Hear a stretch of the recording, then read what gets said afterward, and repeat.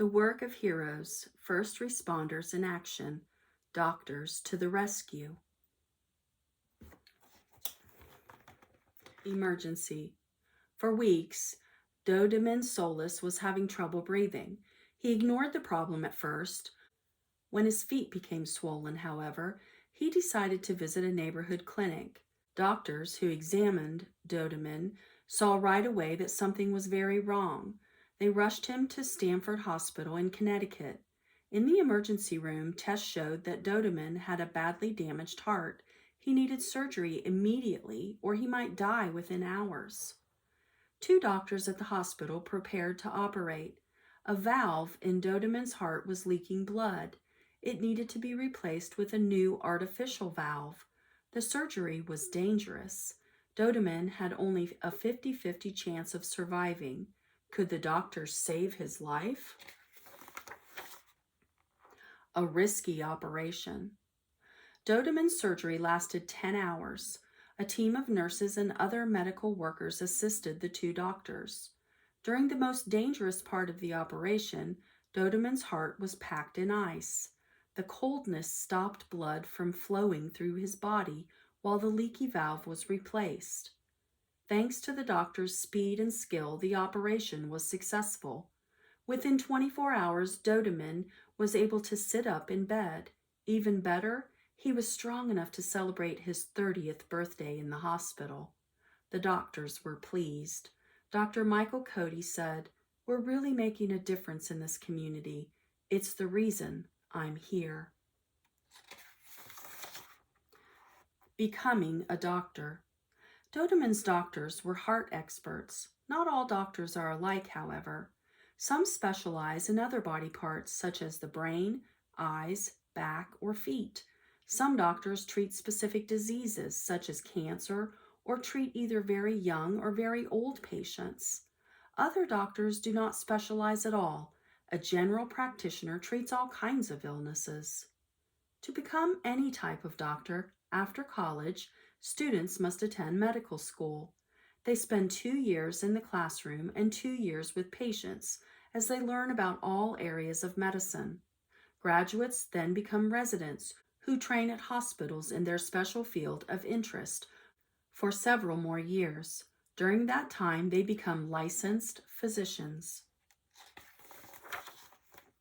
Slice on the ice. Some physicians specialize in sports medicine. These doctors treat athletes' injuries.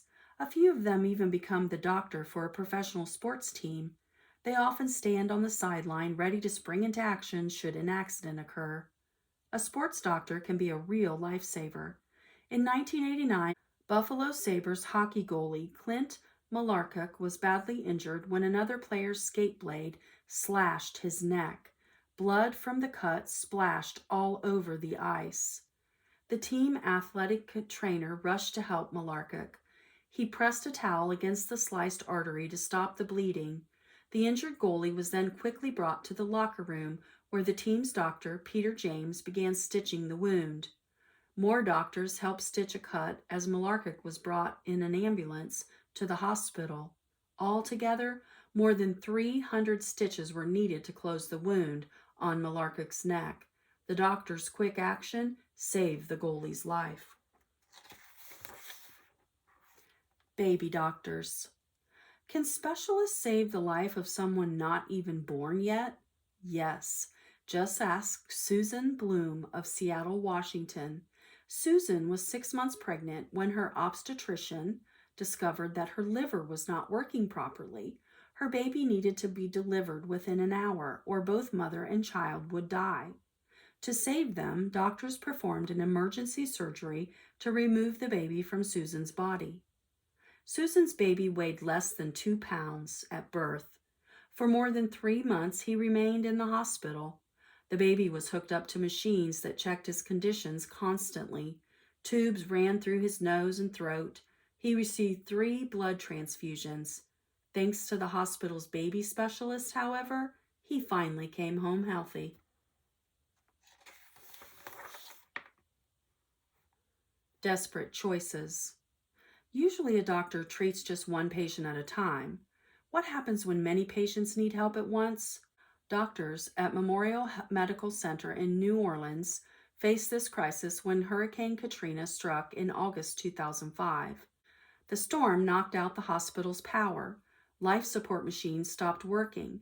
Patients needed to be evacuated quickly or they would die. Doctors realized they did not have time to save everyone, so they performed triage. They chose the patients with the best chance of survival to evacuate first. It wasn't easy to move the patients from the hospital, however. The streets of New Orleans had become flooded after Hurricane Katrina struck. Instead of cars and ambulances, doctors had to help patients into boats and helicopters. Luckily, more than 100 patients were still able to be rescued from the hospital.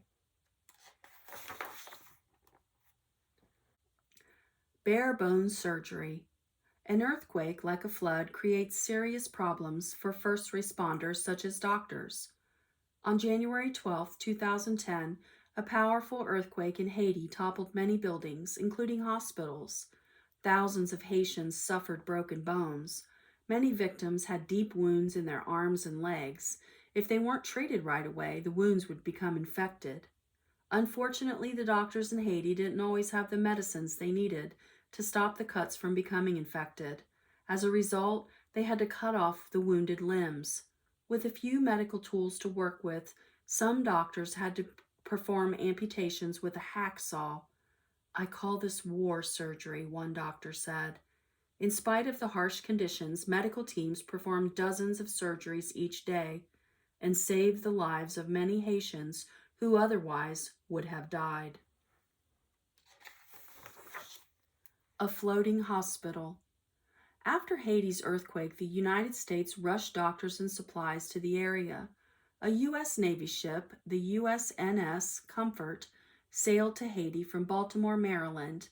The floating hospital was stocked with medicine, blood, and operating equipment. The medical staff on board totaled 550 people, including 13 surgeons.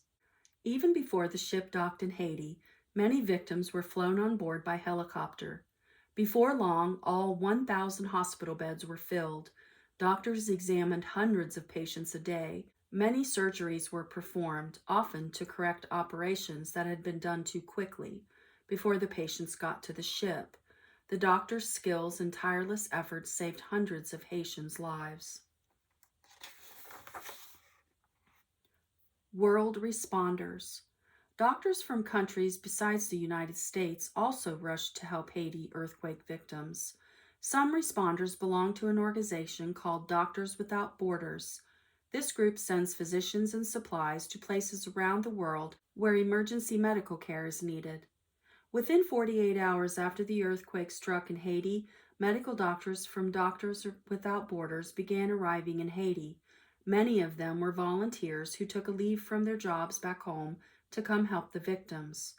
So many people in Haiti needed medical help that doctors sometimes worked for 24 hours straight without rest.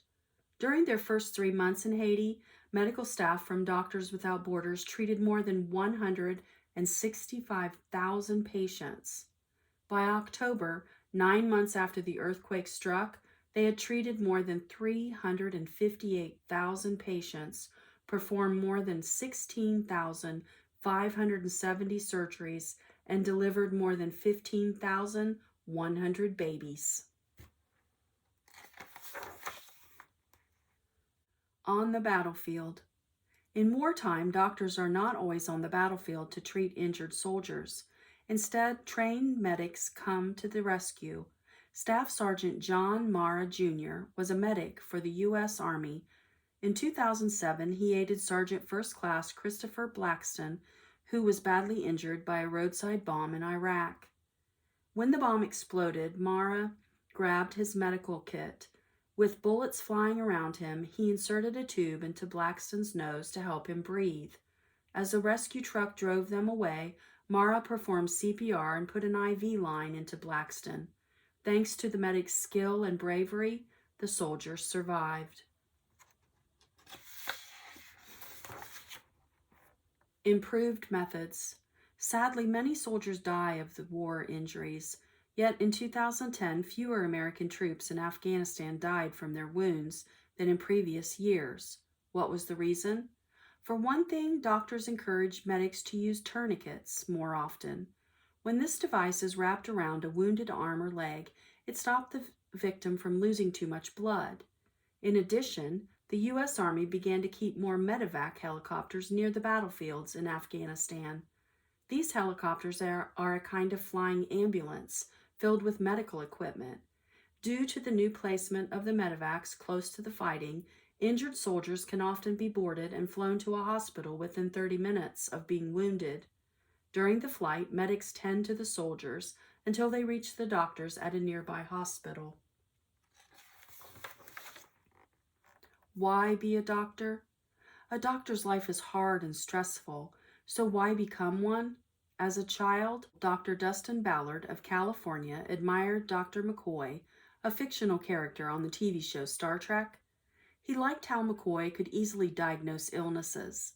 Dr. Ballard wanted to help people and make a difference in their lives, just like the TV doctor.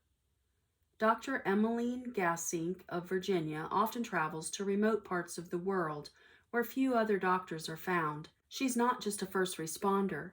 Often, she's the only responder. Dr. Gassink visits homes, examines patients, and gives them the medicine they need. Going door to door is what it's all about, she says. This is why I became a doctor.